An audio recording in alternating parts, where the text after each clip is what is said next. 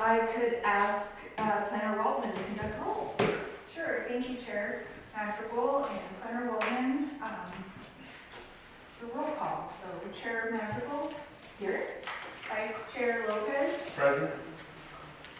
Review Board Member Sanders, Here. and Review Board Member Justine Herbert. Present. Welcome.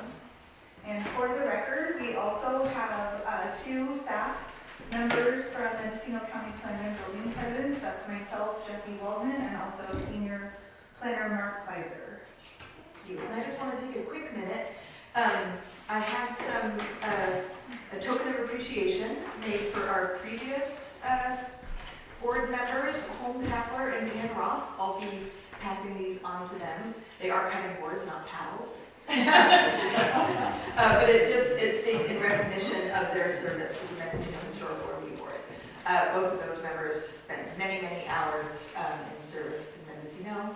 I just want to thank them, and I want to welcome Justine Herbert, our new member. We still have one empty seat available on the board, right? We're supposed to be a board of 5, so I'll just put that out there that that's available. Planner Waldman, have we determined proper legal notice? Proper notice has been completed, established. Thank you. And next we have approval of the minutes. So this was August 12th was the last time we met. Are there any comments on the minutes? Seeing none? Is there any public on the minutes? Okay. Okay. Could I get a motion? I'll motion to approve the minutes of August 12th, 2024. Can I get a second? Second. Got a motion and a second. All those in favor? Aye. Any opposed? That's the quickest way to do it. Correspondence. Has the board received any correspondence for items not on the posted agenda? It was just the letter, did you? No. No. It was just the League of Women Voters. The League of Women's Voters sent out a hearing notice for September 27th, and I apologize that this wasn't brought to your attention sooner, but we didn't have an NHRB meeting since before then to bring that to Okay, your it happened. Every year, the League of Women Voters sends out an invite to the review board. They have a great organization that they work on, and they like to invite you guys. This tree food. I heard it was a good event. Report from the chair. I have nothing. We're going to talk about quorum at the end, right? For the next meeting? Okay. We'll come back to that. So, public expression.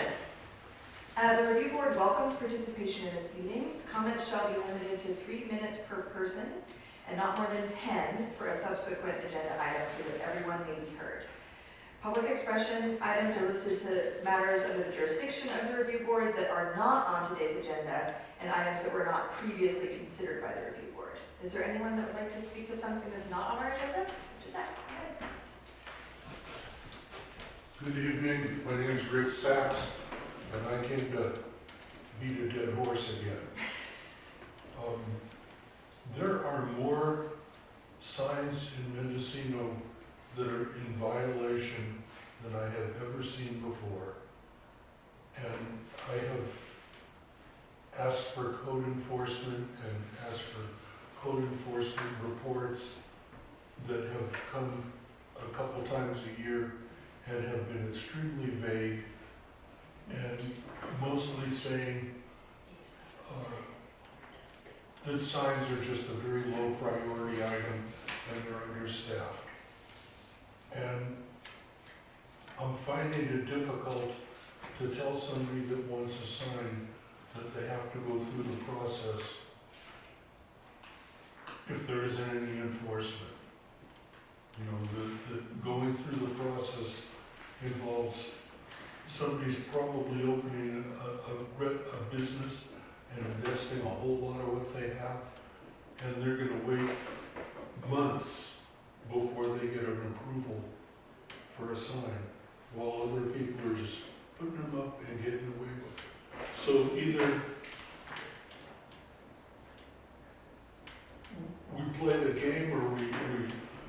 state that it isn't working, or get code enforcement?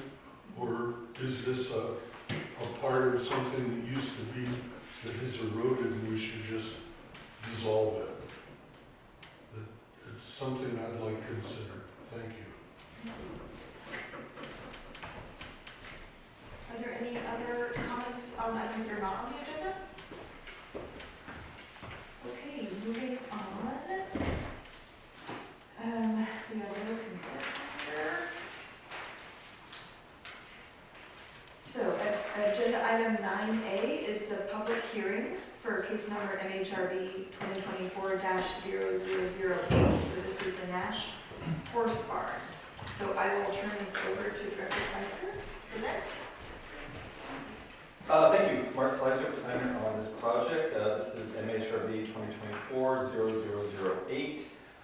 This application is to bring an existing horse barn into compliance. The applicant is proposing adjusting the roof line, painting the exterior, and adding exterior lights. The site is a Category 1 historical site, the Spencer Hills House. The applicant here has brought in the designs for the adjusted roof line. Currently the roof line is just one angle through about here. We're proposing this. At a site visit earlier, it was discussed that possibly this might not happen and it remained the same, but the applicant is here and I'll let him speak more about that. Currently there is plywood here. The applicant has proposed changing this and covering with redwood, but I'll let him speak more about his ideas that were discussed earlier today. And exterior lights, those have not changed. There will be one here on the east elevation and then one on the north and one on south. The north and south are on motion sensor detectors, and they are all downcast and shaded. We discussed the plywood that will be replaced. The concrete on the floor was a concern with staff, but the lot coverage has not been exceeded. So I think we're okay with that. We'll leave it up to the review board. Finally, there is a curb on the west side that exceeds 10 inches. The code does state that concrete foundations under structures shall not exceed 10 inches. Anything less than that can be exempt. So I just wanted to bring that up. And I have nothing else. That concludes my presentation. If you have any questions. That concrete will, the elevation concrete will be covered partially by the site, is that correct? That's my understanding, yes. Okay, are there any questions before we hear from the applicant? Okay, All right. we know yet, but if you don't mind introducing yourself. Yep, Ishmael on behalf of Susan and Bill Nash. As I saw on the site visit, we're proposing to alter the barn slightly. However, as you guys deliberate on this, if you would like to leave the roof line the way the roof line is, that would also be acceptable to the applicants. Either way, we will side the building in with redwood vertical board bat siding that will extend down over this concrete portion sufficiently so that there will not be more than 10 inches of concrete showing. And everything else will stay the same. Any questions? No? Yeah, go ahead. I had one correction. The curve that I was referring to is not pictured here. Oh, you're talking about the retaining wall in the back? Yes. Okay, that's a very low curve, maybe foot, which is about 12, 14 inches high or so, 18 inches maybe at the most. Yeah. The code doesn't allow for exemptions for that, though. So anything that is over 10 inches is not allowed. For retaining? Retaining walls? Yeah. Made out of concrete. Yeah. So if it can be clad in something, perhaps. But that's, I've never read the code in regard to retaining walls, only for foundations. And it does seem as if, so we did the site visit today, and it seems that that is what prevents drainage from going onto neighbors' properties. Correct. Like that, If I may through the chair. So, concrete is strongly discouraged throughout the Mendocino historical historical review board guidelines. It can be allowed with the board's approval, like this one has a concrete foundation. The applicant has clearly stated that at the foundation of the structures, that the siding will be brought down to a maximum of 10 inches above the concrete slab and sidewalk area. And then there's a curb along the western side that's a retaining wall that prevents soil coming in from the neighbors into that French drain area on the west side of the building. And retaining walls within the town of Mendocino are to not be of exposed concrete, and they would need to be cladded with some material. We've done quite a few different retaining walls in the last year or so where they were built out of concrete, but they needed to be cladded in an aesthetic. This site is not specifically visible from anywhere in the public, but it is a retaining wall. It is made out of concrete, and the historical review board guidelines clearly state that concrete is not recommended. Do we have any leeway on that, on the cladding or not? Yes, you do. It says here in the guidelines, under fences and walls, that it should be, retaining walls should be of wood, dry stone, and stone masonry. I'd like to suggest that that is true, but that's also for conditions where it's visible from some sort of public right-of-way or even from a neighbor. And this, to me, is more like just a drainage curb. It's pretty much invisible. I don't know where you would see that from. I don't think you see it even from the McCollum House Suites. Right, so it's slightly below grade. It's below grade and behind the trees. You'd have to pretty much be on their property behind their barn. If that wall was in if it hadn't been built yet and it was, it came to us and it was our decision, we would say no on the concrete. Well, not necessarily if it's not visible. I mean, again, I think the argument is made, what are historical, but what is practical and what is commonsensical, right? So in town, where we're trying to make it where you can see things, we want to keep them historical. But like on the Mendocino Hotel, when I was on the board, we all agreed to let, them use fiberglass doors where they are not visible from the street. So there's a large expense goes into cladding a short concrete curb, either with stone or brick. And so does it make sense for the historical review board to care about things that are in people's backyards that are invisible from anywhere? Thank you, if I may, through the chair. The adjacent parcel to the north is designated as open space, and that is designated for it to be open for the public to entertain in that area, which that site may become visible from that open space. There are structures that are along the northern side of this subject parcel, but that whole entire space north of it is open space for public access. Yeah, but from the site, thank you for those comments, but from the site, it is behind, there's both a fence on the northern side, so there's a wood fence. And like it's short elevation of earth behind that. I don't know if it might be acceptable to the board to have like a wood cladding. I don't even know if that's possible on a concrete wall.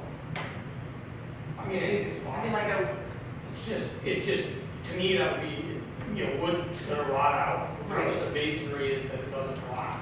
So cladding the wall with wood doesn't make a lot of sense.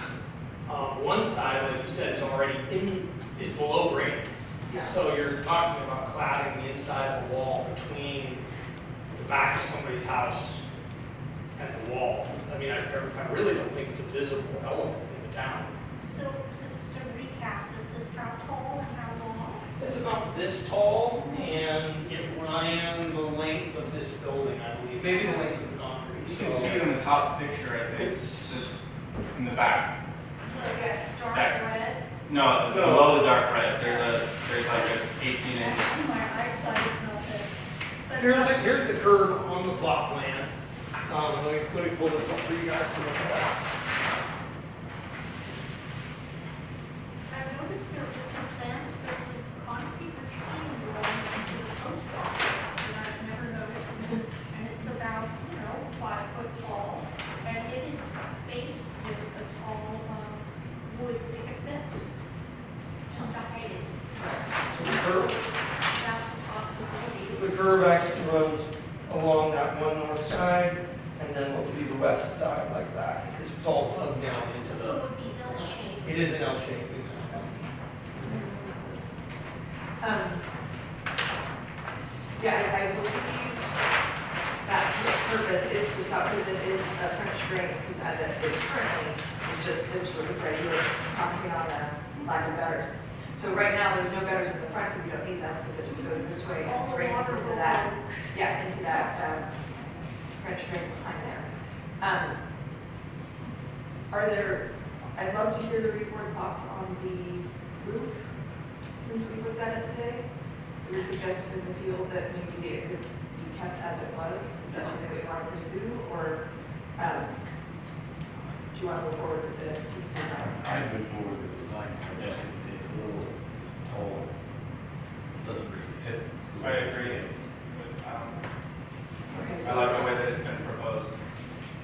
So as far as the conditions, I think it should just be said that the guidelines state no concrete, the guidelines state, could you read that one more time, please? Sure. Justine? So this is fences and walls. Fences should be made of wood, iron, stone, or plant materials. Retaining walls should be of wood, dry stone, and stone masonry. Yeah. Blocks and railroad ties may be used on a limited scale, provided that the horizontal method of construction is utilized. the part that I'm hanging up on is the fact that it's behind, it's like, it is visually invisible from Yeah.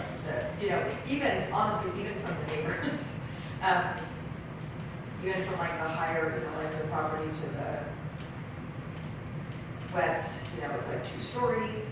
But at every portion that is, so like, I'm just thinking like, okay, so say you put, a length of railroad ties behind the thing that block the concrete. It's just sort of like taking up the space of the drainage. Yeah. I mean, And I think the key word not- in what should it's be- still not visible. And the key word in the guidelines is should. And should means that you have latitude to make sense of when you adhere strongly to the guideline and when you don't. And I think in this case, it would basically just be a useless expenditure for nobody's benefit. Whereas, changing the roof line, and that's why we proposed changing the roof line, was we felt, as do some of the members here, that it would make it more harmonious to the site. So I just think it's best if the board uses discretion when requiring people spend their money on their property and make it make sense, rather than just, So the back part, the part immediately behind the structure is 10.5, and then the part that's more exposed is 6 inch. So it's 10.5? Yeah. 10.5 on this. What was that? There's a photograph in the staff report, attachment D, that has a photo of it. You can see the retaining wall clearly here, so you get a better idea of where it's actually located, but it's hidden behind. Yeah, so that's the passive If I may, back part. So, in another portion of the code, just for clarification of the wording, the further sentence under fence and walls says concrete and smooth concrete blocks are not acceptable. There are other places where it says sidewalks and driveways, where it says asphalt and concrete are generally not acceptable. So there is sections in the historical review board guidelines that do allow some flexibility. So it's important to be able to just read and understand what those guidelines are. If I may bring up the point that if the board does not want to If the board wants to allow the concrete retaining wall and the concrete as it is, the conditions in the staff report will need to be revised. Also, But it's not listed in the staff report, or is it? the conditions of approval that are recommended clearly state that concrete is not an acceptable material. Also, if the retaining wall as is 10.5 inches, and that's what it states on the drawings, great. But if the building inspector does an inspection and the concrete retaining wall is more than 10.5, that concrete will need to be brought down. And so that would be really important to know, because that would change the building permit scope from the Mendocino Historical Review Board scope. So I'm just trying to create a closure between any revisions or understanding what is proposed on the table. And today, and now is the time to make those recommendations to the conditions. And if it says 10.5 and it's 16, that will have to come down to 10.5, or we need to revise this. And that's your purview, the building. That is per the That's not, Mendocino that's code. not us, yeah. And then So if we approve it, you guys go measure, it's 18, it has to come down before you. We'd have to, or we'd have to come back before you again with a revision to the plan. So all I can say to that is Sonny took the drawing measurements. I would definitely, knowing that it's gonna be this tight, I would probably want to, verify that. If we're gonna get down to inches here on this thing, I would just like to remind everybody here that this is a very low, non-structural retaining wall behind the building, not visible from any right-of-ways, and really should not be such a particular situation, either at the building department or at the historical review. We have a lot more serious issues to deal with in Mendocino County. And I do want to just say that this is an instance where the applicant is coming forward to try to remedy a historical lack of closing the loop right on the original permit process. Can I have that? The Sure. back? I do think it should be noted though that if this was a new build, it would not be Right, yeah. approved under the MHRD, or it wouldn't even be presented with concrete. Correct. Yeah, but it exists where it can't be seen. But I can sort of Yeah. read that. Oh, actually, sorry, Ishvi, we're gonna take public comment. Is there anything you want to say? I would just like Julian to think about that last statement, that if this was a new build, under no circumstances would we accept concrete in somebody's backyard where it's invisible. I think that doesn't make any sense. Well, And I would encourage you as the board members to use your common sense in the application of the code. As I encourage all the building department and building officials to also do the same, because codes have become cumbersome at best and difficult to navigate at worst. And so I think we should take that into account so that if somebody does come before you with a new build, you might consider that you do have latitude to do what you see is best. And also to Holly's point, when you get applicants like the Nashes coming in, attempting to do the right thing and attempting to follow the code, I think it's really problematic if the county and its auxiliaries come across as being unreasonable. I think it's really, really problematic for getting people to come into the system, which is what everybody seems to want to have happen. Thank you. Thank you. Is there anyone in the public that wants to speak to this item? Well, geez, after that. None of us are. You don't have to, you're welcome. Kelly, I'd like to echo what Ishvi said. There's a lot of violations happening in this county, in this town, that aren't coming here. And so when you come here, there should be some empathy shown to the clients. There should be some leeway from the county as far as, helping you with the application, it just seems like this is the place that should be a welcoming spot for the community to come and talk about anything and, you know, present their new horse barn or whatever. You know, and the concrete, this isn't concrete to get upset about. Go down to the corner of whatever that corner is, right on the beach access. Main and Heiser, Yeah, the I mean, sidewalk. yeah, the sidewalk is Oh, yeah. brand new, all concrete. That's where you should put your fight. Well, there is lots of concrete actually in Mendocino. A lot of it is exposed aggregate, so it's a pebbly surface. Okay, but it's not down there. It's not Well, down that's that, solid concrete. that new sidewalk that was just put in. Just So I'm let's just saying, finish Okay, this I'm just saying conversation. that, you know, a person's backyard is not the place to be inflicting your rules and the rules of the county. You know, when they came here with a permit, you know, they bought this place unpermitted. I've got tons of clients who are in this same predicament. And they get just assaulted for a house that wasn't signed off 20 years ago or for something. So anyway, the only reason I showed up today was the plywood. I celebrate the fact that they changed it to redwood. Fantastic. You know, and whatever kind of roof you want, who cares? I mean, it's a small little building way up there. The concrete's there. You know, whether you should celebrate it, you don't want to celebrate it because everyone will be a violator. But at the same time, you don't want to be so unwelcoming to people who are trying to play by the rules. That's all I got. Thank you. Is there anyone else that wants to speak to this? Okay, I'm going to close the public hearing and bring it back up here. Mark, I'm looking for the findings. Okay, well,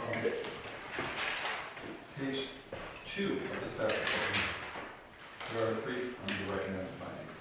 Can you sort of just review those recommended findings as if someone was going to make a motion to accept the as is? Yes, the first finding is exterior renovations to the horse barn are in harmony with the exterior appearance and design of the existing structures within the district. Exterior renovations to the horse barn will not detract from the appearance of other properties, and renovations to the horse barn will not unnecessarily damage or destroy a structure of historical, architectural, or cultural significance. I might add that these findings have been made with the recommended condition of approval as well. Okay, and so that's the conditions of approval that have the, that would require some sort of, So, as is, it requires the cladding of the rear retaining wall curb. Unless, of course, the board is okay with it, and then that condition can be removed at the board's discretion. Okay, which one's, I'm sorry, which That's one's? number 11.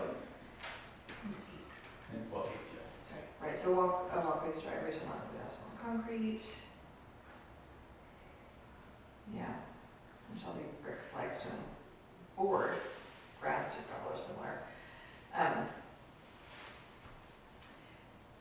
mean, I hate to ask, but is anyone interested in making Motion. a motion? Maybe we should get comments from the board, because I do have a comment in response to the two you just had, which is that, I understand, by the way, I sympathize with both Ishvi and Kelly said, but I mean, you have to understand too, that we are also balancing views of owners and architects against views of members of the community. So it isn't entirely a one-sided deal, and we do get people who are objections, who are in the community to some of the things. So our job is to balance those two things. So it isn't axiomatic that, you know, just because Ishvi says we should ignore it, that we will. In this case, I agree with you. I mean, I think, and with Kelly, I think this is something we can let go. I'll make a motion. Okay, go ahead. Make a motion to approve. I'll second that. Oh, you got Well- to So let's do it. So do you want to approve staff's Approve. recommendation? As it was submitted, the Susan Nash. Right, so the roof and. The roof as is, the proposed build out as is, And with not requiring cladding of the retaining wall? not yet. No cladding. Okay, so that is removing items 11. I think it's just 11. I think it's just 11. Because 8 does address that, but it's not specific to Concord. It's not, and, So yeah. this is- Walkways, driveways, curb approach, let me put this one. Page, line 2. But it's not built, Line it's 2. not building. Oh, yes. Right, Building, right, not yes. Proving the way. Yeah, and he's just clarifying that this is no new construction, this is what is existing. Condition 8 does have the word concrete in it. Okay. We can strike that. Actually, it says new or replacement materials, and so nothing is being Oh. replaced or is new. This So I is, think that that's good as if is. I may through the chair. Sure. So the intent of after the fact legalization is for the project to be brought up to the standards at that time. Yes. And that is, it is hard when you see it and it's really there, but it needs to be brought As if to it was not legal, there. as if it's not there. So if, when the building permit comes for this, and there is a condition that says, new or replacement exterior building materials shall not include A through Z, and there is A through Z, then it will not be permittable unless it's revised to become Okay. dot A through Z. Counterpoint, it says concrete blocks. This is not concrete blocks.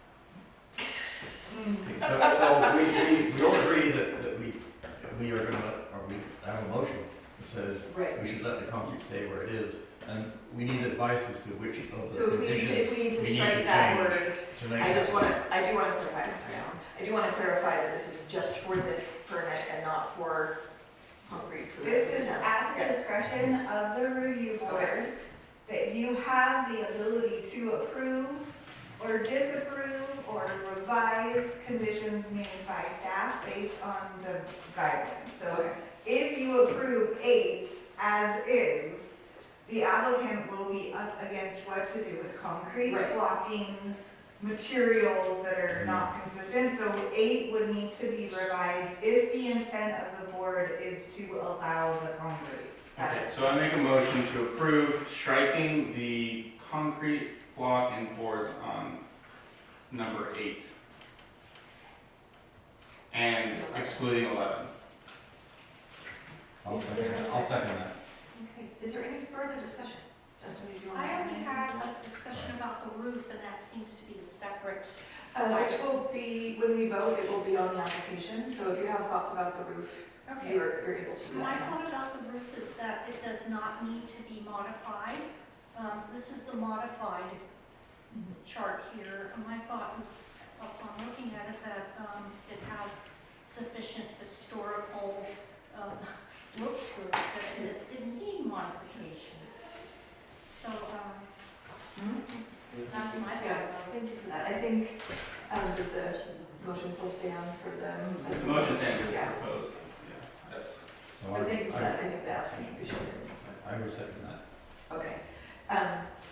Go ahead, Richard. I just heard Alan second something, and I apologize that Zach and I were discussing about the option for the roof. So I have a motion We're on just the table. clarifying that the existing motion, go ahead. And then, so I apologize if I missed. So we didn't change, the motion stands as is. So the shed roof isn't a discussion?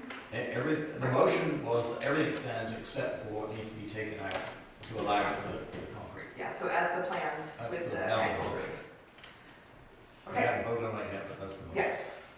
Okay, and I have a second on that. Yes, so it was motion Lopez, second Saunders. Ready? Are you guys done discussing? Yes. Can I get a roll call vote, please? Yes, roll call vote for the record. To approve MHRB permit number 2024, number 0008, with revisions to the staff report presented to you today by excluding condition number 11 and revising condition number 8, and I'm going to read it for the record. New or replacement exterior building materials shall not include use of imitation or synthetic materials such as aluminum or vinyl siding, imitation stone, imitation brick, plastic, laminated beams,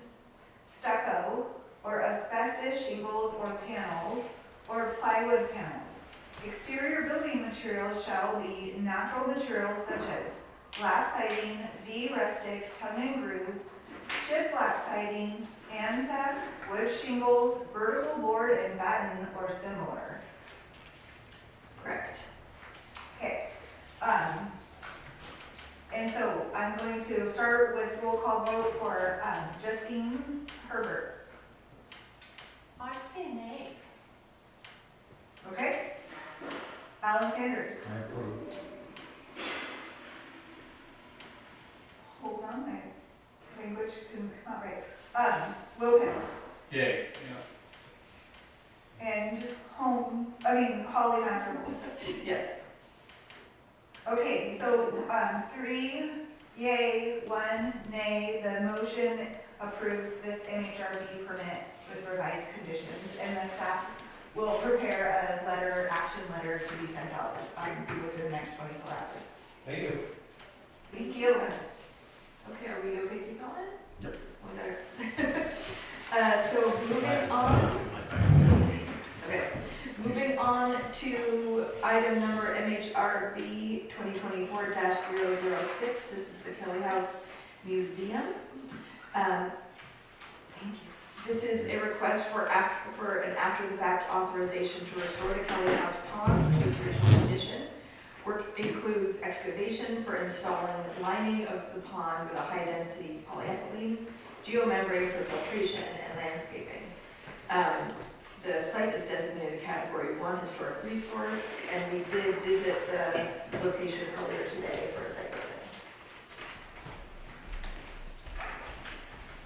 Thank you. Chair Maxwell, Jesse Waldman, planner, presenting to you today the Kelly House Pond Project, MHRB 2406.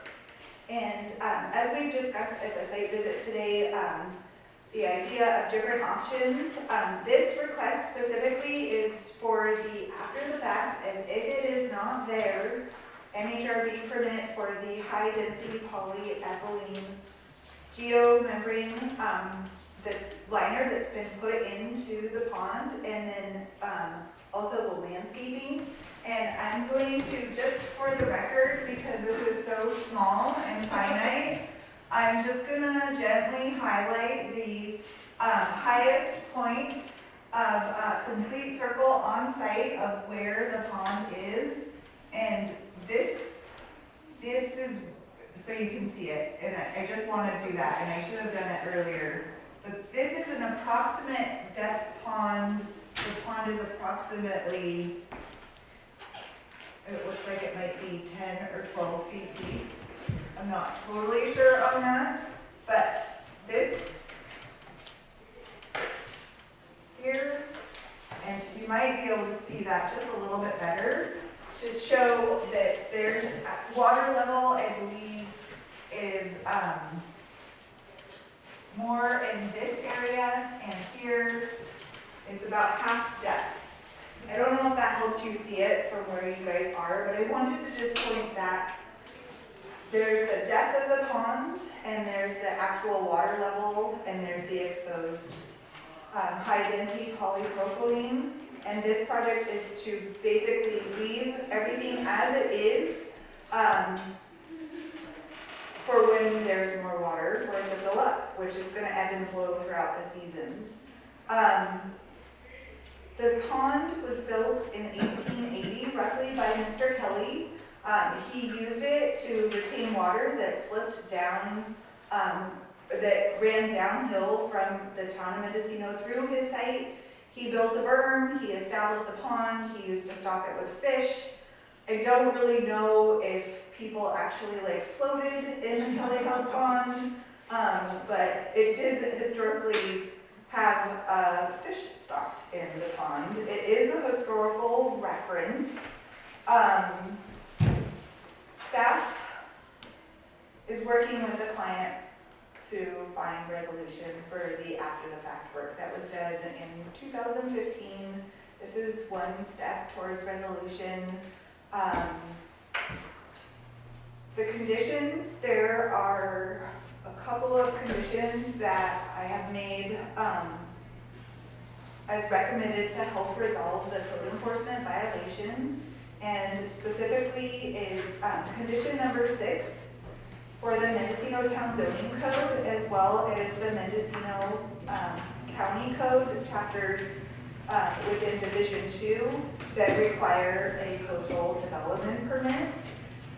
Also, number 7 is recommended for all building permits and grading permit exemptions for the proposed development. And that is confusing when I say the word exemption, but there are pond exemption applications that are required through the building department, which is outside of the planning department, but it's all under the umbrella of code enforcement. Condition 8 is about archaeological sites or artifacts that are discovered during site evaluation. And this project did have an archaeological report, a survey conducted for this site as part of their code enforcement requirements. That was approved at the July 10th of 2024 Archaeological Commission, where they recommended a discovery clause.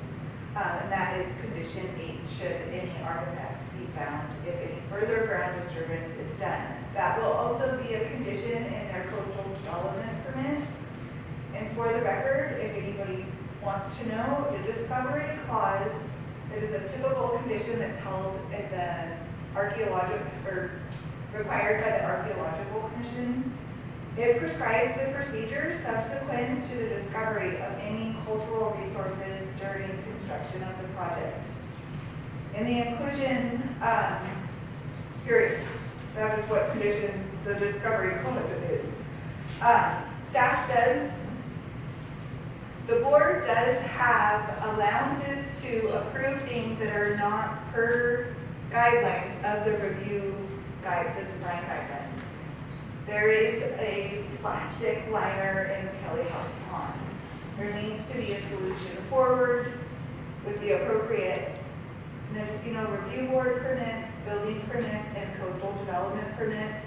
The Kelly House, Mendocino County Planning and Building Services believes that the Kelly House Museum would be in compliance if they obtain the necessary permits for the after-the-fact heavy scope of improvements done to the pond. With the red conditions of approval, I do recommend approval of this, but I know we have a lot of discussions. I am available for any questions that you guys have, and the agent is also here. So I have a question just at the beginning of this. So it was brought forward at the site visit that,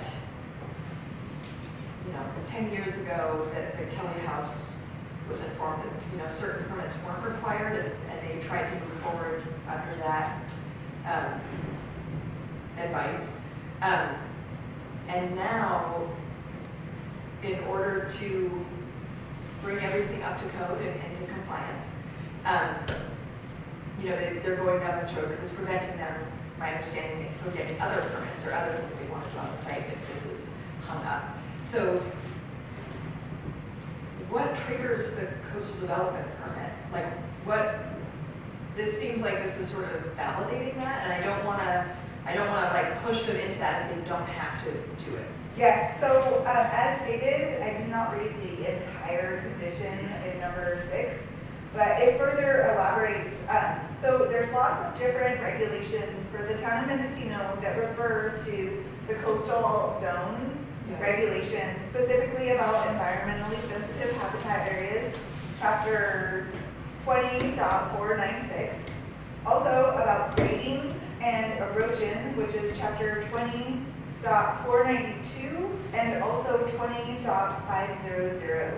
And the town of Mendocino, Division 3, from a planning and building services perspective, not MHRB guidelines. Right. If you do more than 25 cubic yards of grading or soil disturbance, you have to follow the regulations all the way back to those said chapters.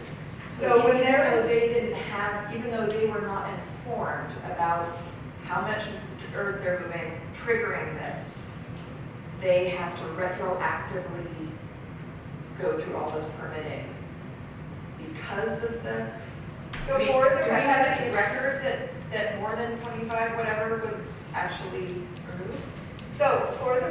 there are evidence in pictures that were obtained in 2015, maybe 2016, I don't know the exact year, I have to verify that, of a substantial amount of earth that was removed from the Kelly house and put into the front yard of the Kelly house site. Like, we walked up the sidewalk, so between the fence that's existing at the pond Yeah. and the sidewalk that we walked up, there was a mound of dirt that filled that entire space. Okay. And that soil moving is by definition in our planning regulations grading, and it was over more than 25 cubic yards. You can see where they're coming from. that I they were- absolutely can. For the record, Planning and Building Services, Yeah. Jesse Waldman has not seen anything that has said that they do not need a building permit, that they do not need a coastal development permit, nor that they do not need an NHRB permit. I have not seen that on our records that state that they are exempt from either one or all of those types of permits with Planning and Building Services. So I heard that today for the first time, and I cannot speak that I have evidence of that, and I can only speak to what my codes are referring me to. Okay, so if we approve the conditions as stated,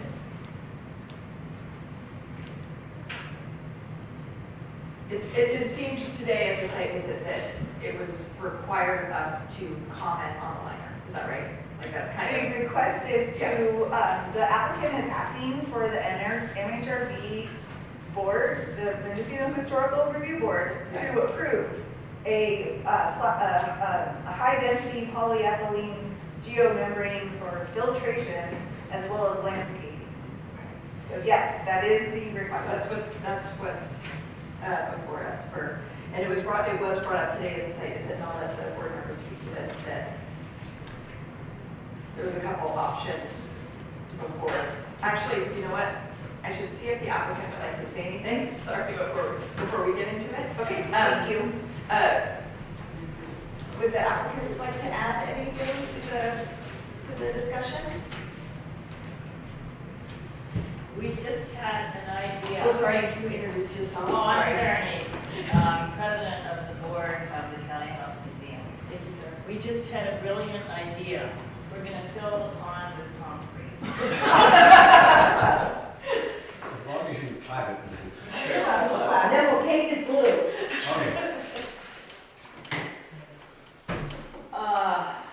Where to begin?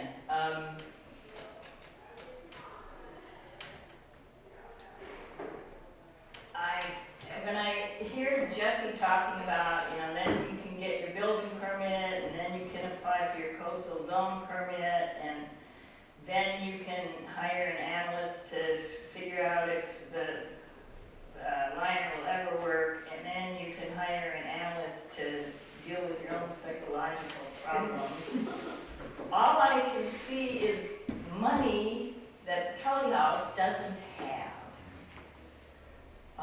We don't even have enough money to pay our executive director full-time.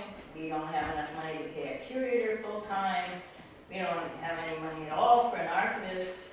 And I just wish that the code enforcement people could look at us with a little bit more understanding and mercy than just straight down the line. 10 years ago, some volunteers did the wrong thing, and we're gonna make you pay. The Kelly House really physically and materially anchors this village, and maybe the county could show us a little love. Thank you, Sarah. Was there anyone else in the public that wanted to speak to this item?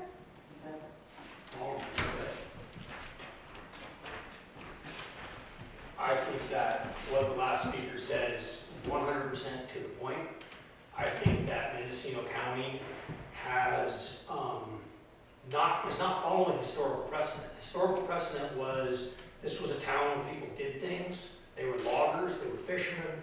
The guy who got on in front dug it out with him and his brothers and whoever else he had on hand to get it done.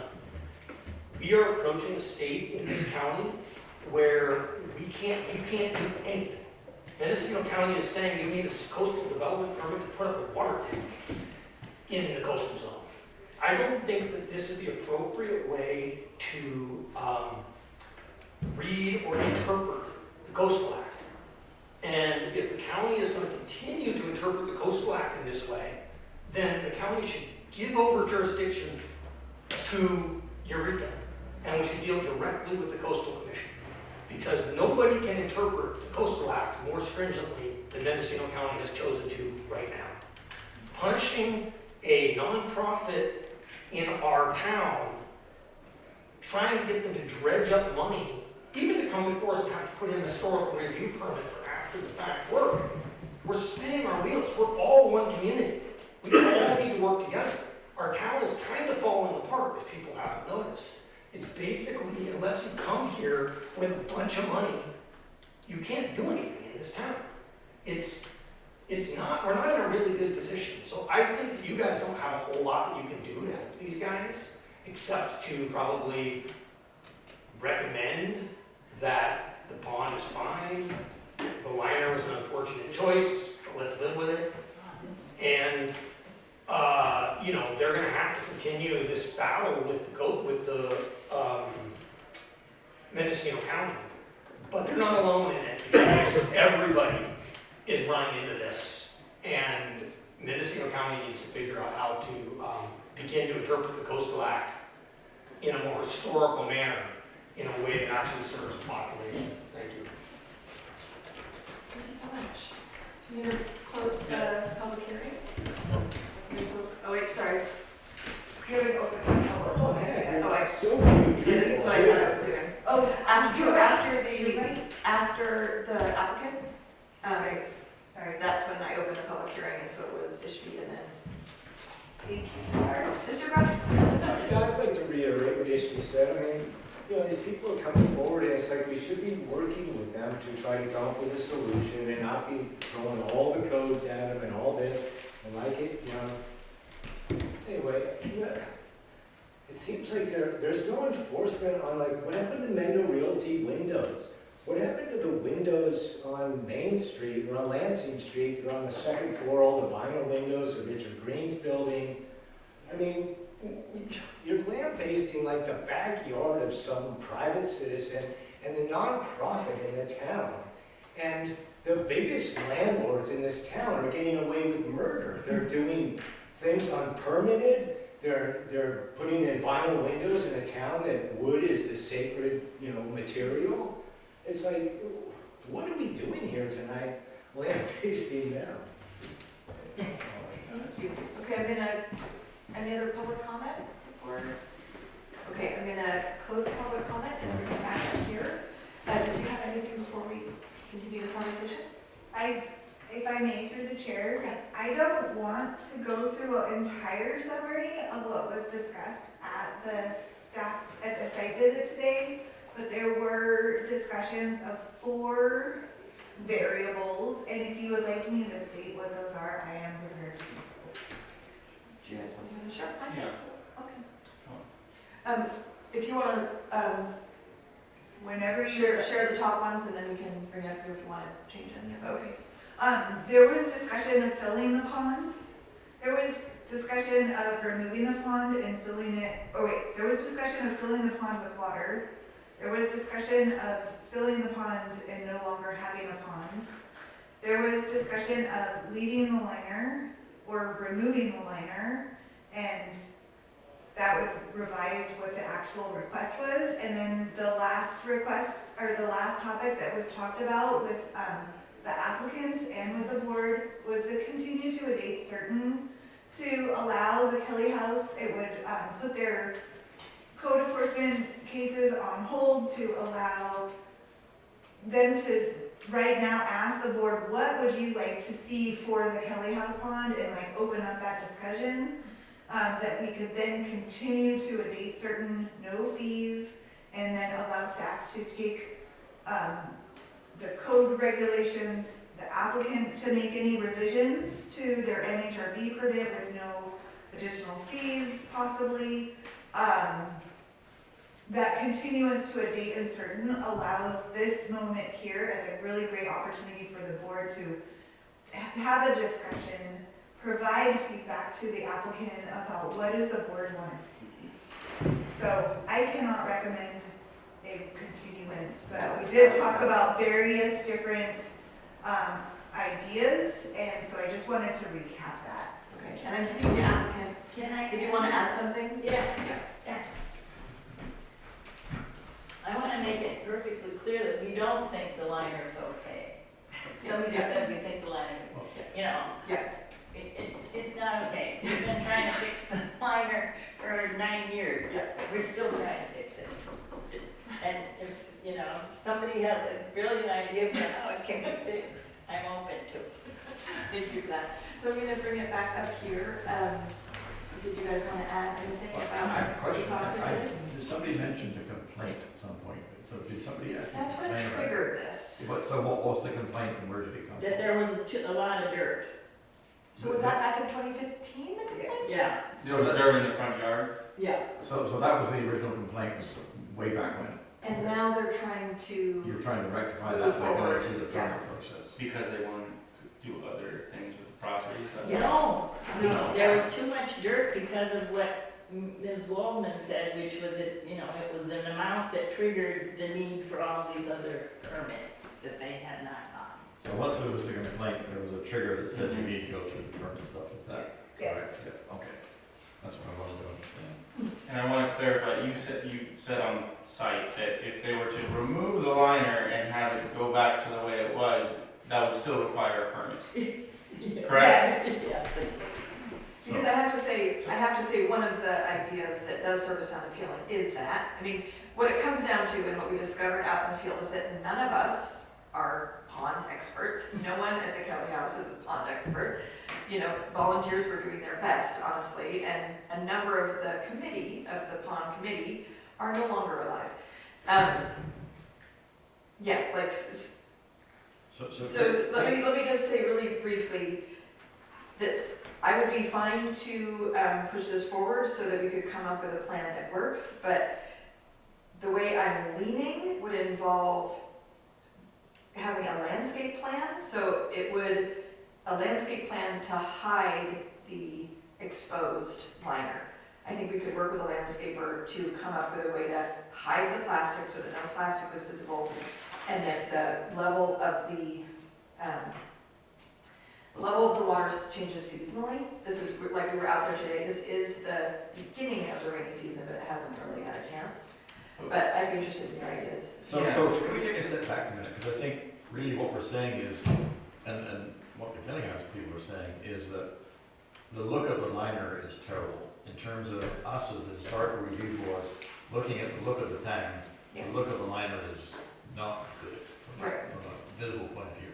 So if we all agreed on that, then somehow or another, somebody has to come up with a solution. And I don't know what we're gonna do that here tonight. So if I had to vote now, I would vote for continuance to give these guys some freeway to do that. And obviously they could try, and they cannot come up with anything. I mean, if we have other ideas to add to that, I mean, that would be good, but If you could come up with a landscape, I don't see, having a motion today, I would much rather see continuance with as many people as possible feeding ideas in as to how to make that pond look not historical, but more pleasing. Part of the issue is that if we were to ask them to have a landscape design, I mean, it's money that they don't have. If they were to bring in a professional, it's not like we're professionals, we've already stated that. So continuance, you know, pending no more fees. I know that Jesse said potentially no more fees would be a great end to this for now. I mean, it's a tough situation because they're saying, I mean, it's a nonprofit in town. It's a source of so much, you know, knowledge and historical asset to tourists that come to this town, and we're asking them to spend money that they don't have to fix something that they don't know how to fix, and Right. we don't, I don't know, I think that, Yeah. and I don't know if the county has any sort of thoughts or ideas on pathways forward to, with all of those things that I just listed in mind, you know, it would be great Yeah. to hear. Could, But, sorry, go ahead. could we get a, is it, I mean, again, we're in suggestion mode now. Is it possible to get a landscaper and then do a GoFundMe specifically for that? Before, can we finish with Yeah. all of the review board members' comments before we go back I to? have some comments. Mhm. I think there were some interesting ideas at the site visit. We had, the nice ladies, they were saying that, you know, the water is a problem. It looks good at the end of the year, at the end of the rainy season, and then it sinks down. Also with that type of liner, the water stretches the liner. You'll always have a receding liner, receding downward as the water goes into it. It's just an ongoing maintenance issue. I really feel that a good idea, but this would be long-term, would be to fill it in and make it a more natural landscape, and then it intermittently becomes a damp, a wetland area, sort of, during the rainy season. But that you don't have this constant pond that you have to maintain. And as it is now, it's just way too low. You're looking down into it. To my eye, it's too large. I thought that the landscaping or the grading was intentional, but I'm not sure that it is. Maybe that earth is just slipping toward the pond. So I thought that was a good idea of Mr. Lopez's, that it just kind of be filled in and taken back to a more natural state, and then also the water resources are really tight. You don't want to have a water feature that you have to keep filling up with your water that is, you know, at the expense of using it in the town. So I thought that was an excellent idea to just kind of take it back to a more natural landscape. Now, I don't know how much, review or permit hoops you have to jump through to do that. So I'm sorry, I don't know that. I'm just saying that was a pretty good idea. The other plan B would be just in the short term to landscape down over that liner, just to eliminate the unsightly aspect. But then you still kind of have the long-term problem of the water fluctuation, the usage of water. Yeah, what I brought up when we were out at the site was like the jute erosion control, that potentially a landscaper could use that to put in water plants, but, So that would work in the short term, but maybe not so much in the long term. well, it seems like we are sort of in suggestion mode. I do have one more question for the applicant. Have you guys been in touch with our supervisor at all? Like, this seems like, something that's specific to his bailiwick, as far as, like, he might be able to help steward through the permit Our process. supervisor. Our supervisor, Ted Evans. Oh, Yeah. have we been in touch with him? Yeah. I don't think so. I think it might be worth a like, if we do move forward with a continuance to a date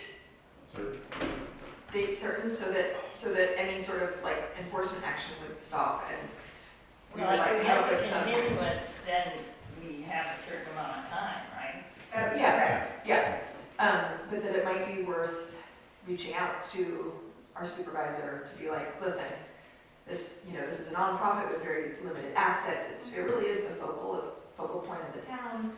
Like, how can you help us navigate the permitting barriers that are arising from a volunteer action, that happened 10 years ago? I don't know, it seems like. Well, I think you have to come up with a suggestion as to how you want to fix it, and then go ask for money. That's the way I would approach it with the board of supervisors. I think I would be in favor of leaving it up to the nonprofit's discretion.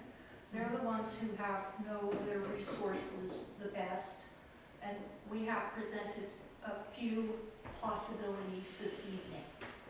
But as far as deciding tonight, I don't feel I could.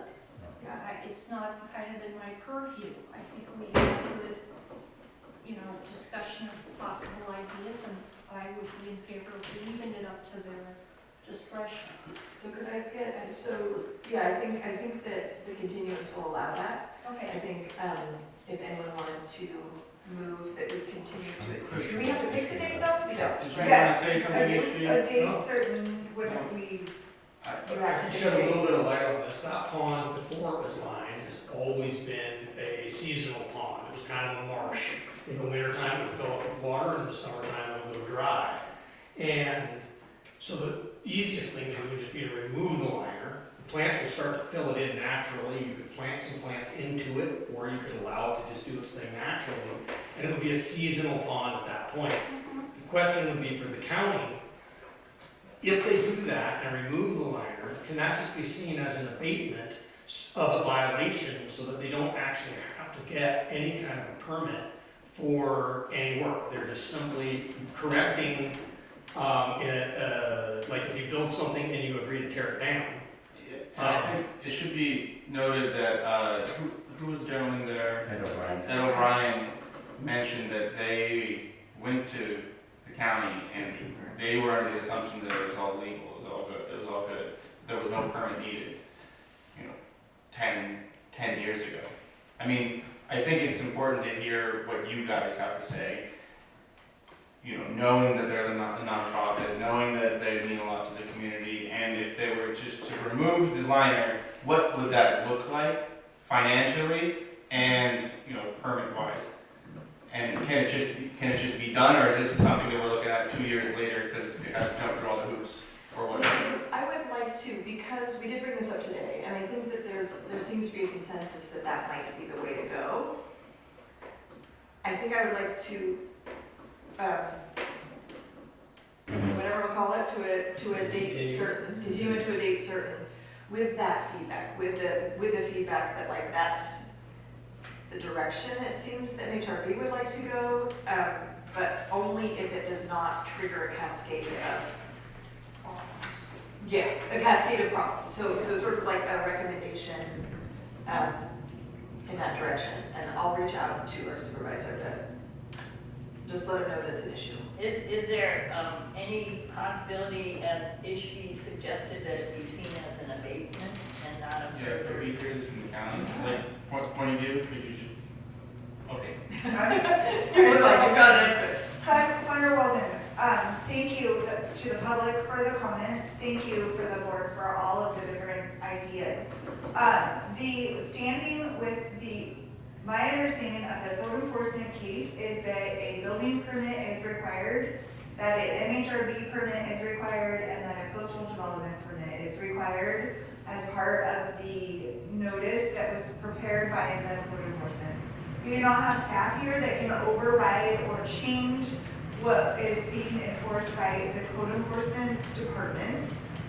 Fees, however, are up to the discretion of the director, and I'm not going to say that I will ask her, but I'm going to summarize this hearing to her, so that she can hear the public's opinion, the agent's opinion, and the board's opinion about fees. So I can't say that if the violation just disappears, that it makes the code enforcement disappear because of how code enforcement has this ranked at this moment. Fees can be variable. I can recommend a date certain. I cannot say next month would be a good month. That would be too short. Yes, I would like a realistic amount of time. So, I don't know code enforcement recommendations because of timeframes. What I do know is that they have put timeframes on the applicants to get moving along with the required permits, and they did that here. And because the board is not very clear about the board's consensus on having the liner Yeah. and how it looks now, because that's what's presented to you, that the board can continue, because there's not a decision for you to make. 3 months would be, I believe, February. March that's not exactly 6 months. But 6 months is a kind of a normal, 3 to 6 months is kind of a normal continuance. 6, Um, after 6. So I would say February, I would say February or March.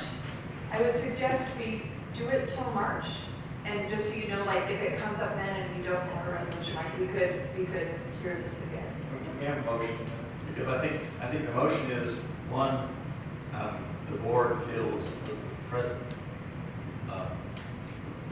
look of the pond is not acceptable.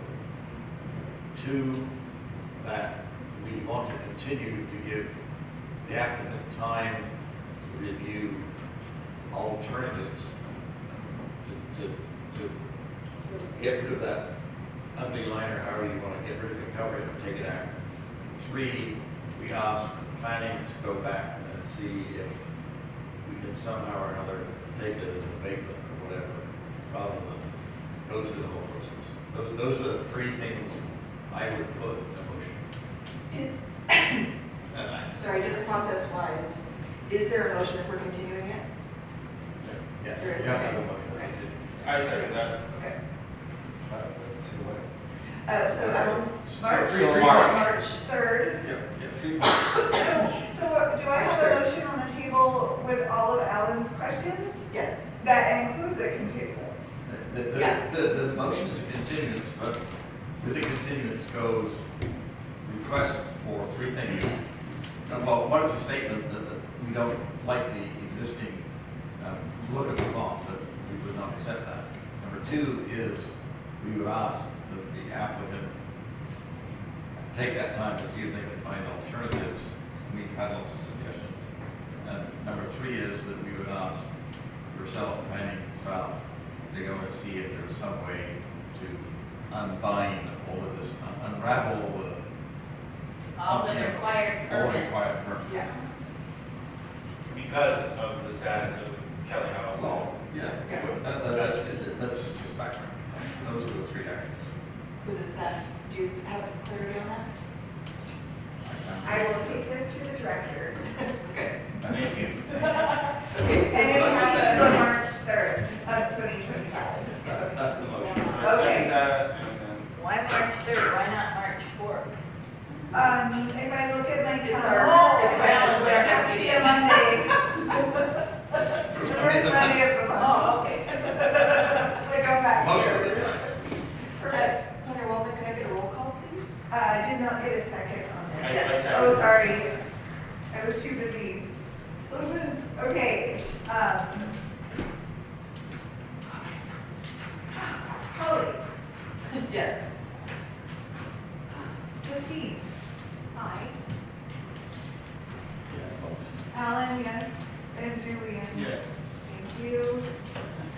Okay, thank you guys. I understand. Thank you, guys. This is a hard, it's a hard Haven't thing. succeeded yet, but we're trying. Yeah, thank you for coming out. So for the record, you will want, the agent will want to have their application in probably 60 days before that hearing date, so that staff can prepare the staff report.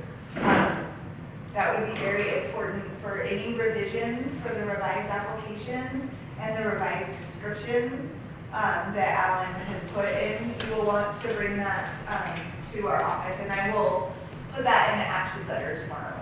So that means I need to get in, we have to have a solution by January 3rd. That sounds tight. Okay, I can change it to 45 days, but that is pushing my hearing date information. We move it back to April. I'd move it out as far as possible. Yeah, it's only 4 months. Yeah, please. Okay, so we I need to apologize. revise that motion to I be apologize. April meeting, had stuff getting in March. 45 days, put it in the middle of. I'm sorry. Oh, so we're gonna change to April Fool's Day? Okay, so sorry, before we make a new Yeah. motion, we need a motion to remove the motion that was just Okay, approved. right. I'm sorry. Okay, no, that's fine. We want to make sure that it's, okay, we have a motion to rescind to Yes. change the date. So motion made by Saunders, is there a second? Second. Second by Herbert. All those in favor? Aye. Aye. Opposed? So that passes. Thank you. Now, Same motion with it to be continued to a date certain. Just do 6 months from now. I mean, Yeah. But But that's, we want to make sure they have Add everything. on the application. please. Yeah. so 6 months from now would be May 5th. there you go. 45 days. Okay.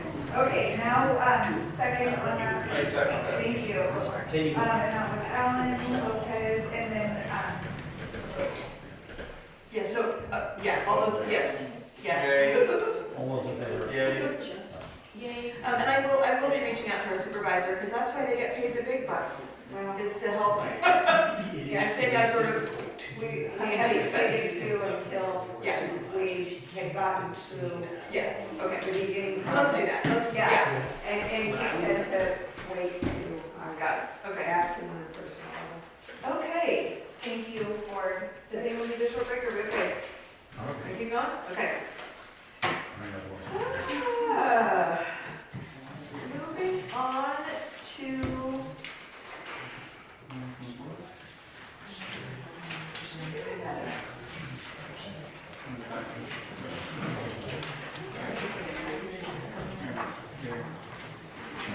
Okay, two matters of the board.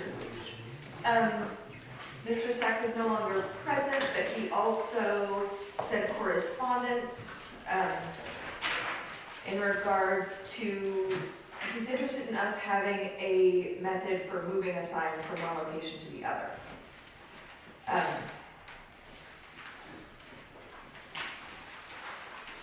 Do you have anything to add to that? I think this might have been on because we requested it to be on. Well, it Why came did up we in put it the on? last meeting, Yeah. we decided it wasn't an agenda item, we put it on as an agenda item, and that was sort of over. Okay. So we had approved this wonderful new streamlined sign ordinance that we spent a fair amount of time on. However, that it's in the same location as the original sign was one of the things. And so I believe what he's saying is that he would like there to be an ability to move an approved sign to a new location. Is that your understanding? that is my understanding. So how do we make that happen? Well, I would add that there seems to be two parts to this question. And the second one is a different shape or colors, but still within the prescribed definition. So that's I kind of. think that's somewhat dealt with in our revised ordinance though, because it has the findings being that it's similar in color and design, so like that's sort of covered under that. Okay, so design covers shape. Because to me, shape is a material change, it's a shape change. But I don't count the ways. Right. Is there an ability, you tell your job, is there an ability for the board to say that we would be okay with item number 1 being added to that, or what would be the process for that? If I may, through the chair.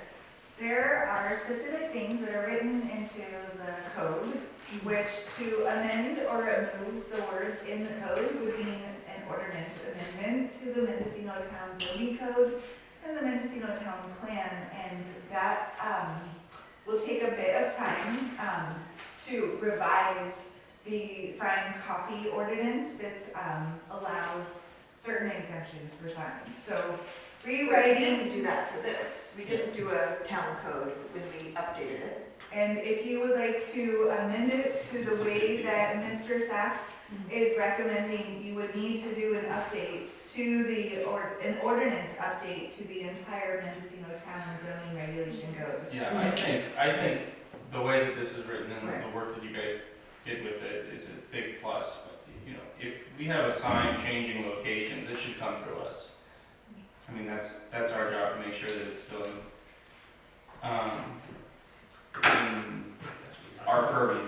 That's what I think. But and changing color and but that's just I don't agree with that. We spent a long, long time trying to get to the point where there were sensible changes that without going through, because we were getting just bogged down on sign after sign after sign. So I think Rick's point is absolutely right. We left the loophole in there somehow that we need to plug. I have no problem with if somebody's moving a business sign from one business location, same business to another location, that's fine. So I Okay. see the whole point. Justine, do you have any? Anyway, Well, I'm just reiterating that it seems to be, you know, he's got 2 items here, but it seems to be actually 3. How can we add an approved sign to be moved to a new location like a copy change? Now, a copy change is of text on the sign, right? Yeah. So that's a little not quite exact. And then it's different shape or colors, but still within the prescribed definition. So that's a separate issue. And I will open this up, but the thing I struggle with, like, so there's sort of a mixed bag as far as like wanting to just move forward as we have it, because we did put work into it.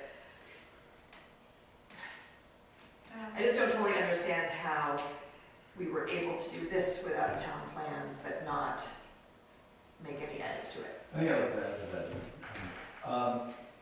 When you approve a sign, you're not only approving the sign, the shape and the design, but you're approving the location at which that sign is going to be. And if you want to move an approved sign at an approved location to a new location that has never had an approved sign, you are not approving that location. And that's what's in the Right. yeah. I see what you mean. So if they wanted to take the angles and vocals, black and white sign and put it up, like down prominently on Albion Street or whatever, where there wasn't a sign previously. Yeah, it would have to You go. wouldn't want that. I thought it was within the same property, like just a difference. Right. No, That's it's- actually covered. I think that's actually covered in the Yeah. sign, yeah. That if, Okay. It's different locations completely Okay. around town, Well, yeah. that changes the whole thing. That's okay. Is there anyone from the public that would like to speak to this item? No. You have some experience on the Yeah, signage. so it seems to me that Rick Sachs, his question here is already more or less covered in the revised ordinance. If you have an approved sign and you move to another location in town and you hang that approved, you bring your approved sign with you and you hang it in a location where there was already a pre-approved sign, you have no problem. The ordinance allows for that. The only issue that it doesn't allow for is, like Mark just pointed out, if you want to take your sign and put it in a location where there has never been a sign, then you have to come back through HRB.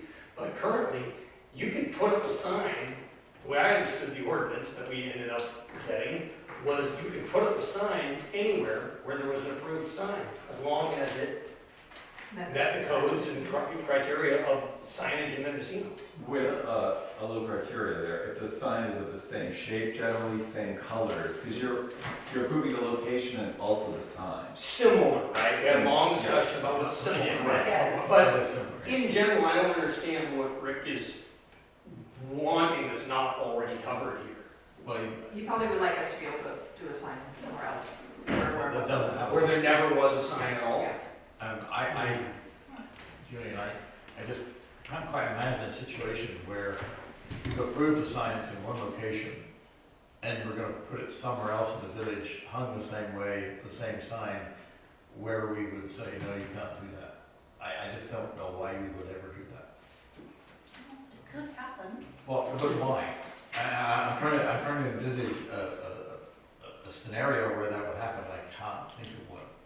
Okay, so I think at this point, we've received the feedback, we discussed it, and it sounds like at this point, most of the concerns are addressed in the existing enrollment.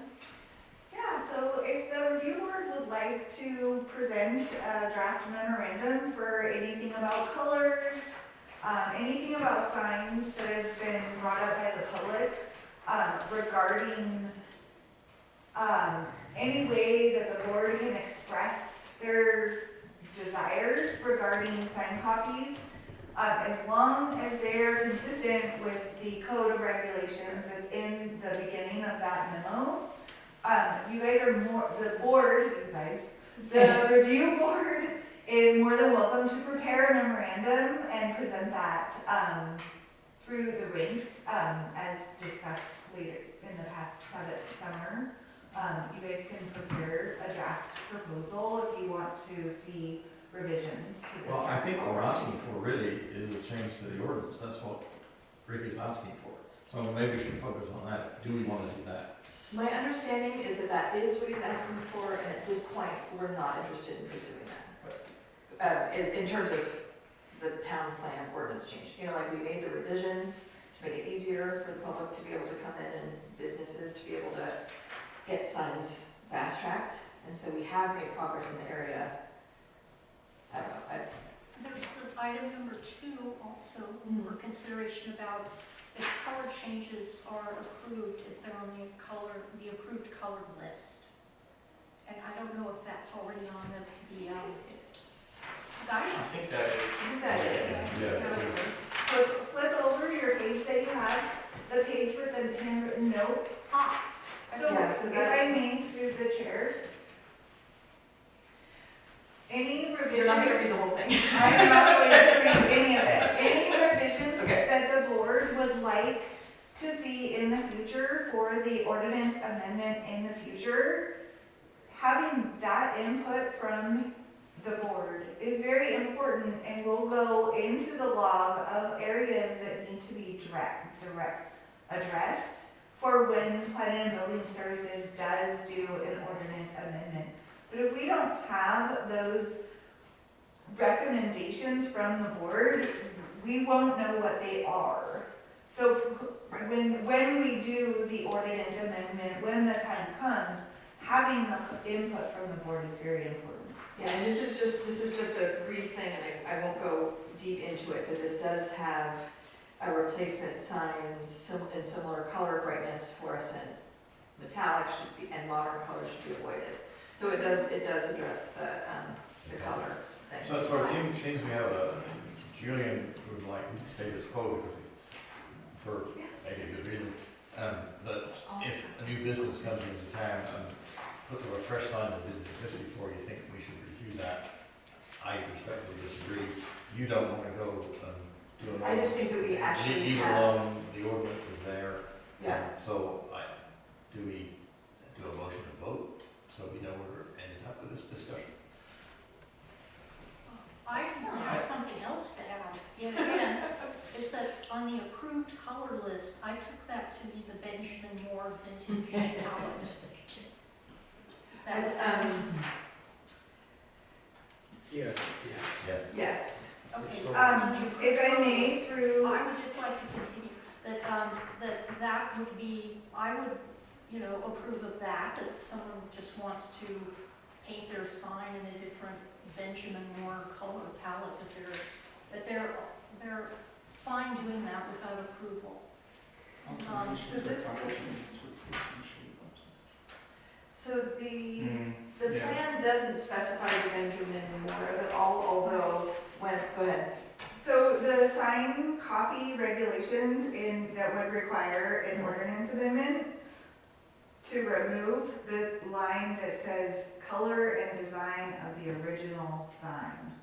So the original MHRB permit that approves a sign in X amount of colors, staff at our review of this regulation has your recommendations about metallic, but if the similar colors are changing from the original MHRB approved sign, that will no longer fall underneath the exemptions, and it will come back to you.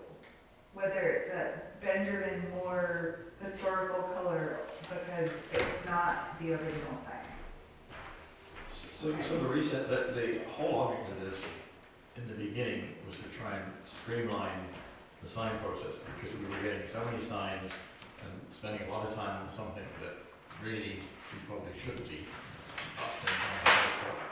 And so we wanted to give the staff some freedom to make decisions without us getting involved. And that was the intention of the memorandum that takes what was really churning up a lot of time that we didn't have and allowed the staff some freedom to do that. That has to have some flexibility in to do that, and that's why that was written that way.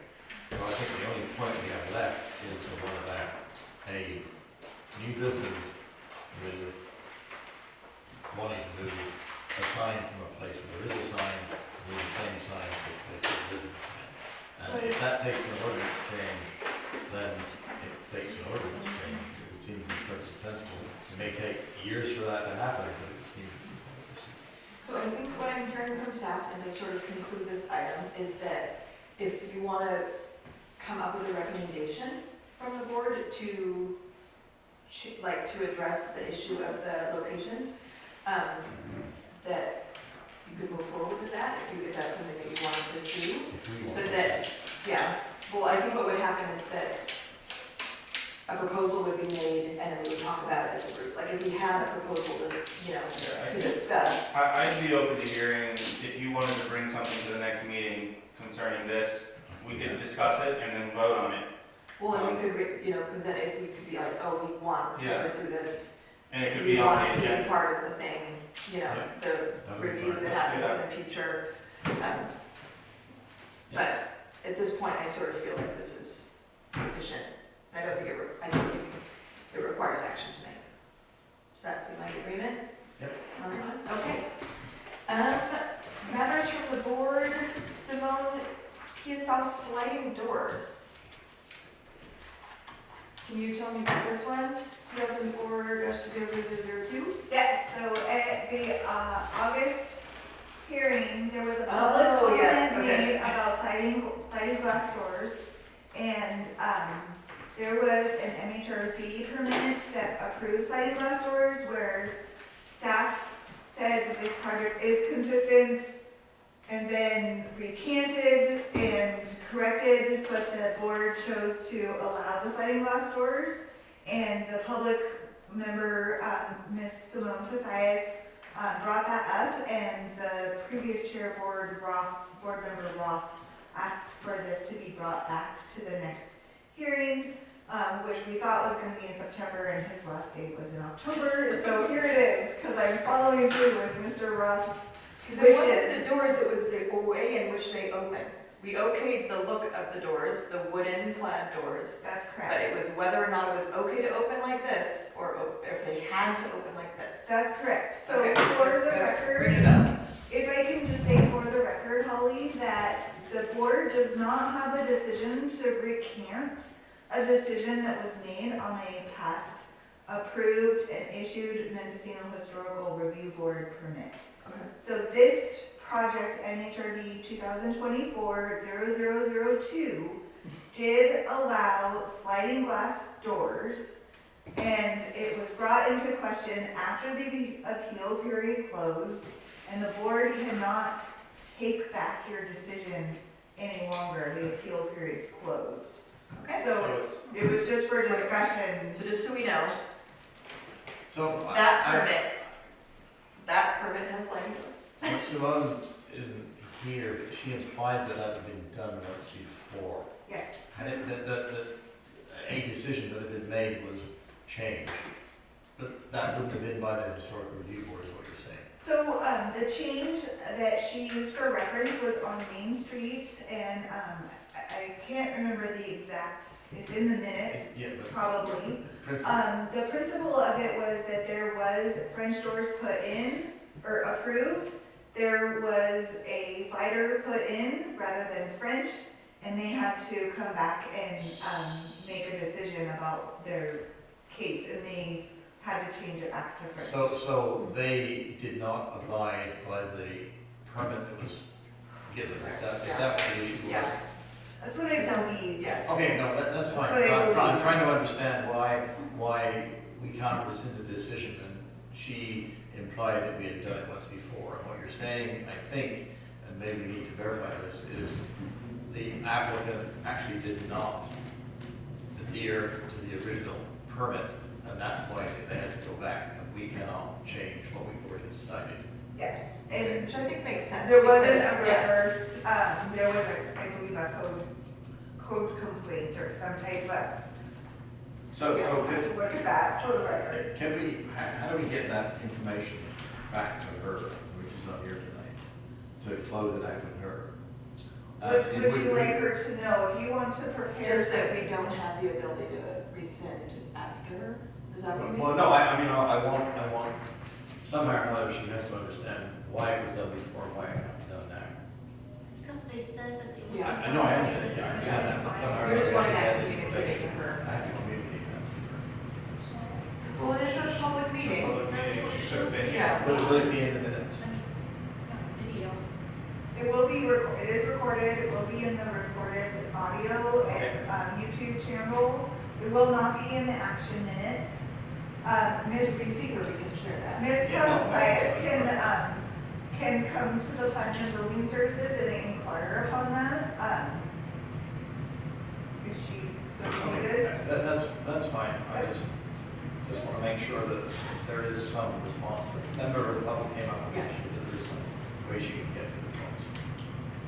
Okay, thank you. And so finally, while we have you guys all here, matters from staff, we want to discuss the quorum for the holidays. So, Are there any other matters? I have something else. I think that I wanted to highlight what Mr. Sachs said at the beginning of the meeting about signs around town. And, you know,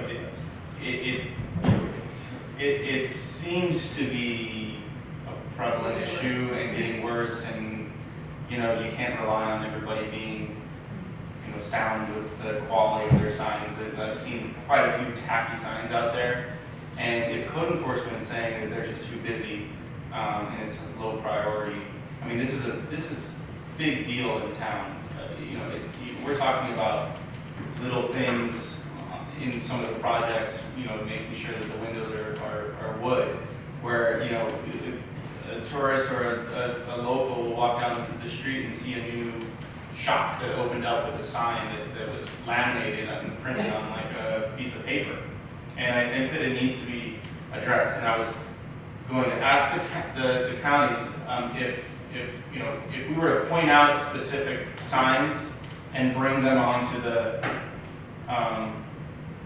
agenda, you know, what power do we have to be able to make the businesses, or most of them are businesses, compliant in that regard? Because, you know, if people are, if I would imagine Mr. Sachs has brought it to the county's attention, and if nothing's being done, then what can we do to make sure that something is done? Because it is getting a little bit out of hand, in my opinion. But I don't know if I anybody know, else we've thinks lost that. our code enforcement regular updates, it's one of the things we've lost. If I may, through the chair, yeah, so, the Board of Supervisors directed code enforcement, list our priorities. And, so violations in the town of Mendocino did move, from their top 5 or 6 items. One of them was, the quarterly updates, about prioritizing, health and human safety. I will be, so I can't say, if complaints have been submitted to Planning and Building Services, because I am not aware of them. I have not been informed of a large amount of sign violations coming in to the Planning and Building Services, but I will be bringing this up with the board of, with the director, as soon as I can get all my minutes and address these. It'll probably be tomorrow or the next day that I bring it up with the director. And if there's a response from the director, I'll have that at the next hearing. I think it would be useful, because, I mean, if we have regular public here and code enforcement comes in and says, we have all these violations, but we can't get to them, then that may trigger some public response back to the board of supervisors. Says, you know, this is important to us. So I am that's thinking why that it might be worthwhile I agree with you. for myself and possibly Julian to go. Yeah, I mean, we're all volunteering our time to be here and to do these actions, and I'm interested in introducing ourselves to the board. I don't know when the last time, you know, that was. And just to remind them that our tax dollars are what helps fund the county, and that I feel like we ask for relatively little to come back to Mendocino. And that enforcing the code enforcement is sort of the least they can do. Well, Or I don't know, or at least, you know, like those reports were good, and it was helpful to see the resolution on them. more specifically, if there's a sign out of compliance and we bring it on the agenda, you know, there's a Like sign number on, recognition, kind of? will that change the way that the county sees these issues? Because I go down the street and I see a sign that's new and it shouldn't be there, should be in compliance, or, you know, it takes away from the beauty of the town. What power do we have as the board? I mean, we have the power to bring things onto this agenda, And but, basically. and then what will the county do if we bring it to the county? So I think that that's something that should be entertained or answered, and I think Kelly has something to say, but I don't know if Is it's there, time. members of the public that would like to speak to this? Well, I mean, my understanding is that you guys are the review board, they are your workers, they're your secretaries, your assistant. If you guys want something done, you direct staff to do it. If you have a sign that you say, hey, you know, 123 Main Street has an illegal sign, you should be able to call up Jessie and say, hey, 123 Main Street has an illegal sign. She should go directly to code enforcement, and that person should get a letter immediately. Now, your other form is to be like me, and you just are Joe Public. You can fill out a form, sign your name to it, and turn in 123 Main Street for the illegal sign. The problem is, I've done that for Mendo Realty and the second floor of that building, and I did it 2 years ago. There's nothing happened. So you guys are the review board. You have power. You have a lot of power. You just need to know that you have power. Juliana Cherry sat over here as staff and she usurped all your power. Each time that you take one of these sign things and you make it easier for the applicant, you're giving away your power, you're giving it to them. You're letting them make the decisions. I don't think that you should let any sign change copy, change anything without you guys approving it. This is your town. You guys have the power. And just keep it. Do not give it away. Did you want to add? No, I was just. Oh, you're saying, okay.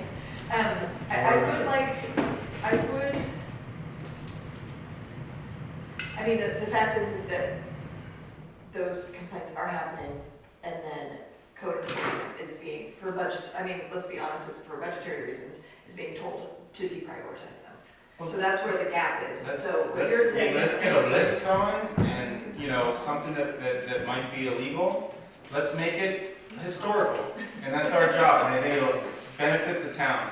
As long, I mean, Kelly did have a point, but at the same time, he was complaining about somebody's backyard trying to do the right thing and getting bogged down with all of the bureaucracy. So, you know, Balance. it's a balancing act. Can we at a minimum get a list from you guys, from code enforcement, as to how many outstanding sign complaints they have that they don't deal with? Okay, so maybe that's a start. Go ahead, Jessica. Yes, you can contact the code enforcement No, staff. I don't do The board director and the board of supervisors directed the MHRB board that if you would like documentation to be prepared, that you would need to prepare it on your own and bring it to staff. So if you would like to get a list of public records requests, the Planning and Building Services will gladly provide that to any member of the public. But we don't have access to that information. We don't have access to the complaints. All you have to do is put a public records request into Planning and Building Services for the list of complaints in the town of Mendocino, and one will be provided for you. Any idea how long it takes them to reply? 10 days. 10 days. And if I may just add something that, and I don't work in code enforcement, but my understanding is when a complaint is called in, it is recorded, and code enforcement will reach out to the violator and say, you have a code complaint, this is the issue, in order to remedy it, this is what you need to do, and it's typically, you have to take out a permit. If they don't take out a permit, if they don't come in and follow through, that's when code enforcement just starts to pile up.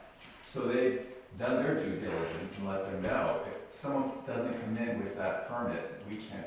So you're making an assumption that when they get a complaint, they actually respond to it And I'm not sure I know that that's true, because they're so loaded. Maybe they have a backlog of complaints that they have not responded to because we're way down the bottom of it. So what I'm looking for public records is a list of complaints that we've made. And we can get that through public records. Yes. Okay. Is there any way that we could take out the bottleneck and the MHRB board members would be, alert to any violations and then have it under our purview to vote? Because it's an aesthetic decision of a sign. But it will still come back down to somebody has to enforce that, and it's still code enforcement. So the building, And so you're the enforcement. The code enforcement is the enforcer. If somebody goes and does something that we don't approve or whatever and ignores us, then the only mechanism there is for getting to that is through code enforcement, as I understand it. unless it's Is it some other- possible though on the front end of this process that we would be the instigators of the complaints? And then, I would, Yeah. personally, I would hesitate to do that in the sense that, you know, I live here and I don't want people to see me coming in like, Right. but I mean, that's just personal, that's a It's personal just a thing. possibility. But I do, I'm hoping, yeah, I'm I'm not hoping that saying this like we need Right. to do it, I'm just putting Yeah. out ideas. And I certainly hear the concern. I'd like to wrap up this item, but it is disappointing that we can't have staff provide, you know, I would like you to convey to the director that that's very disappointing that we would have to go through a public records request to get the findings of the position that we're holding, exactly. if that makes sense. Go ahead. We're the MHRB, we're approving these permits, these things are in violation, and yet we cannot. She's saying We're what asking for politely staff, what Kelly said. Yes. So a couple Yes, go ahead. of things that are available to any member on the board, as well as any member of the public, without putting in a formal records request. There are ways to go onto our county website, which has been completely redesigned. Sometimes it works. Sometimes. And there are ways to check the permit and project history on any street address and any parcel number in the county. It's not, And Well, let's that just let her finish her thing. will tell you, did this person get an MHRB permit in the past? And is there a signed copy that's been approved? And did staff at Planning and Building Services approve a signed copy? But at any 24 hours a day, any member from the board can go on to this eTrackit website that we have on our site and tell you if there are building permits applied for, MHRB permits applied for. I do not know if there is a code enforcement section for that. I will find that out and share the link for you. And then you can look up any site. But if it is a code enforcement case and that eTrack is not available, definitely getting that information over to the code enforcement division is the goal. Any member can call the Planning and Building Services office and say, is there a code enforcement case on this? And if I don't want to file one, what is recommended? And this is my second point. My second point is that we are neighbors. And I do not want to tell my neighbor I called code enforcement. But I may want to tell my neighbor, hey, you might want to reform that foundation so that it is not too close to the setbacks in whatever years. Hey, these are the regulations. Here they are. Let me know if you have questions about them. Or, hey, I'm not clear that you are exempt from an MHRB permit for your sign. I recommend that you become familiar with the town of Mendocino and just do the neighborly, did you know, hey, welcome to the neighborhood, to the new spot. Do the neighborly service and say, hey, if you have any questions about signs in the town of Mendocino, I suggest you go talk to planning and building. Okay, so Julian and Alan, and then I'm hoping we can wrap this up. Did you have anything you wanted to add? I'm not clear where we are with the list of code enforcement stuff that's in process. Is the answer that as a member of the public, have to go and get public records? That's what you're telling me. It sounds like the first step would be to check the website. Well, For, like, if there's. but I'm not interested in Right, permits. okay. Is there a space where it says, these are the code enforcement complaints that we're working on? No. No. Would it help if we invited code enforcement to come speak? Yes. No. And we No. understand it. No, that goes against. We the understand the directive. invite for them to come every 3 months, and so far they report. That goes against the directive that the board, when we change the time of the meeting, our budget for the meeting, that goes against the directive that, the planning and building director and the board agreed upon. So I will bring this up to the board, to the director, Crop, about you wanting a list, but you can simply do a request. No, I To understand that. I understand that, but I don't. And that is the directive from the agreement that we've had with the director and the board, is that if you want something in writing, you need to prepare what that is in writing.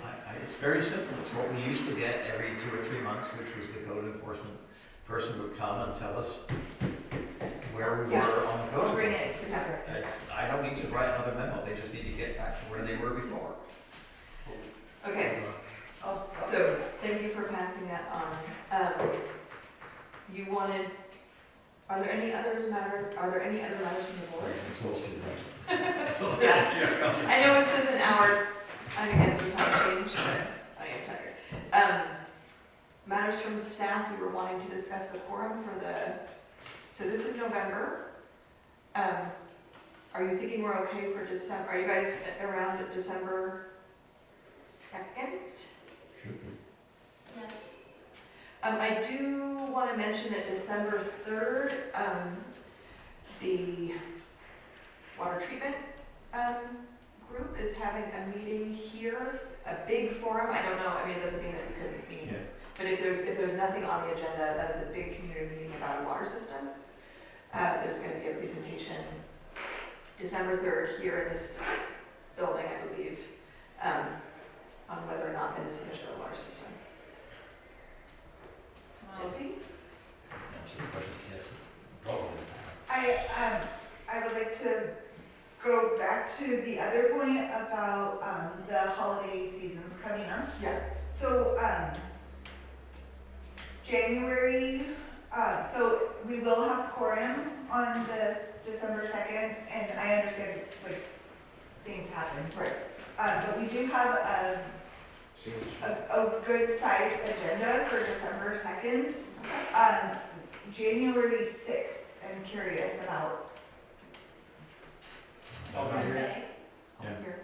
Never can tell, so it's hard to know, yes. I'm probably gonna be here. Just putting the wheels out there, because sometimes the beginning of January, like the end of the year, and everything, I'm just putting the wheels out there. Yeah, if there's nothing for that meeting, let us know and we'll, Oh, absolutely, if it gets canceled, but, yeah. I do, But I should be in town. okay. Thank you. All right. Okay, could we get a motion to adjourn? Yeah. Julian seconded. Second. All those in favor? Who seconds? George. Christine. All those opposed? Seeing none, we're gonna adjourn All right. at 7:57, 8 o'clock. Feels like 10 o'clock. Doesn't it though?